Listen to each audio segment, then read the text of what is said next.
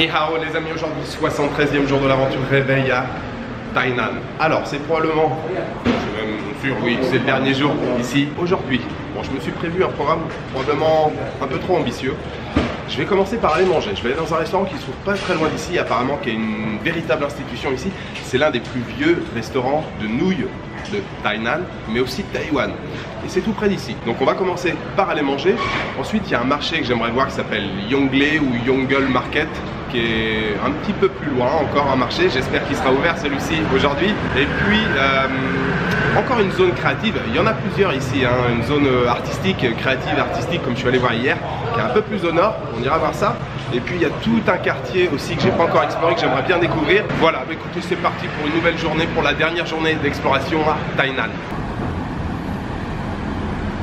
Il y a une chose aussi que j'aurais dû vous dire hier, j'ai quand même fait une grosse séquence dessus, c'est la fête religieuse sur laquelle je suis tombé complètement par hasard. C'était vraiment super sympa. Alors, je vous en parle aujourd'hui, mais j'ai pas beaucoup d'informations à vous donner parce que je me suis pas renseigné, j'ai pas su ce que c'était, mais bon voilà, c'était un festival religieux bouddhiste, mais c'était assez important. Il y avait tous les gens du quartier qui étaient sollicités là, enfin, il y avait toute une organisation. Alors c'était en partie au milieu de la rue et tout. Alors il y avait un service d'ordre là pour faire un peu la circulation. C'était vraiment très sympa. Je suis resté un petit moment, il y avait plein de choses, plein de défilés, plein de chars. C'est vrai que je vous ai fait une grosse séquence dans la vidéo d'hier et je vous ai même pas donné d'explication, rien, même si aujourd'hui j'en ai pas beaucoup plus à vous donner. En tout cas, c'était très très sympa.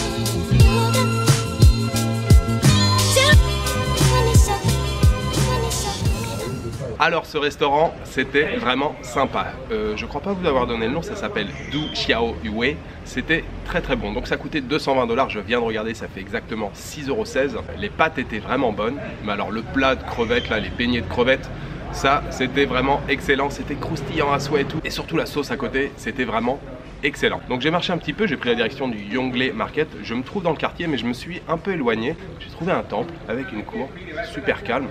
C'est vraiment très agréable, donc j'en profite pour faire une petite pause ici. Je me suis pris là sur la route un jus de goyave et jus de citron. C'est juste parfait pour faire couler tout ce que je viens de manger et puis surtout pour rafraîchir. Il fait assez chaud aujourd'hui, donc on va aller découvrir le marché de la Yongle. Alors aujourd'hui c'est dimanche, ça a l'air pourtant bien animé, il y a pas mal de restaurants autour.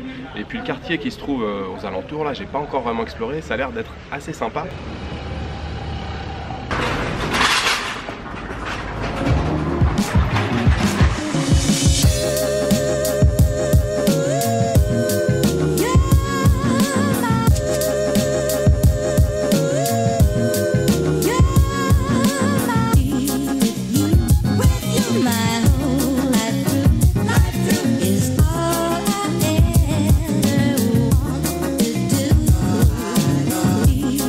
You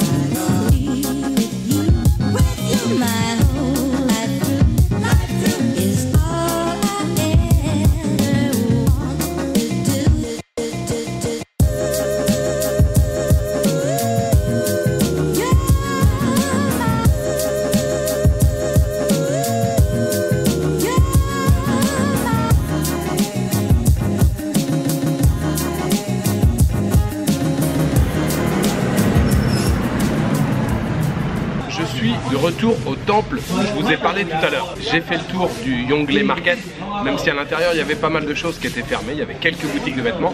Il y avait surtout à l'extérieur, sur les bords à l'extérieur du marché, il y avait énormément de restaurants qui étaient ouverts, c'était la foule des grands jours, il y avait énormément de monde. Et puis j'ai découvert après, mais complètement par hasard, au sud du marché de Yongle, alors encore une fois un quartier en pleine transformation, avec des vieilles gargotes, on a l'impression que ça n'a pas changé depuis 40 ou 50 ans. Et puis à côté des petits cafés super branchés, c'était noir de monde, des petits marchés, de l'artisanat, enfin tout un quartier, tout un ensemble comme ça avec des ruelles, enfin voilà.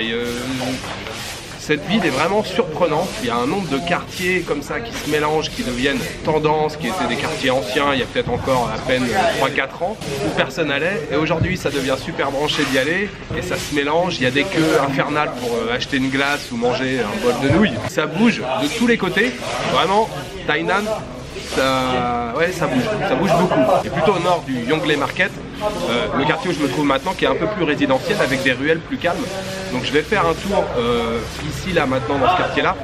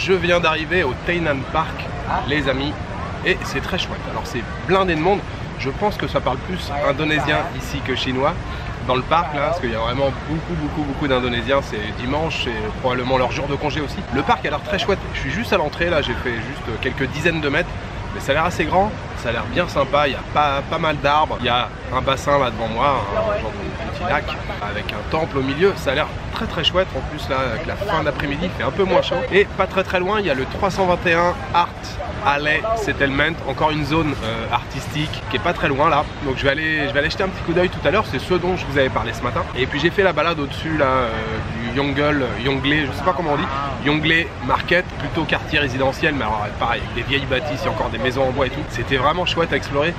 Franchement, cette ville là, il y a tellement de choses à découvrir ici et ça fait bien plaisir.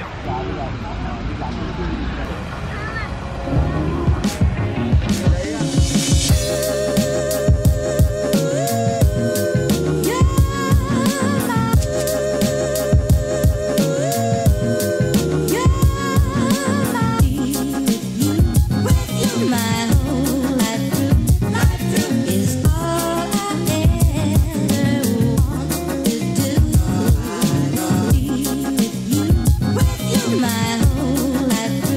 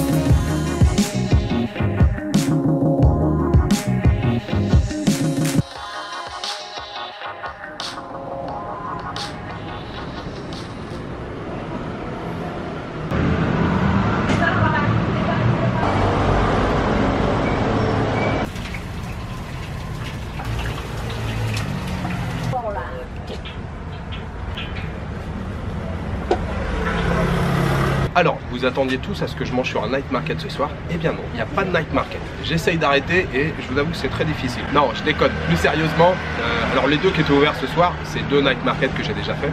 Et puis surtout, je me trouve sur un stand au bord de la route, tenu par un couple, et notamment la femme. Je suis passé 2 fois devant ce stand et à chaque fois elle m'a fait un sourire, mais vraiment, voilà, un très grand sourire.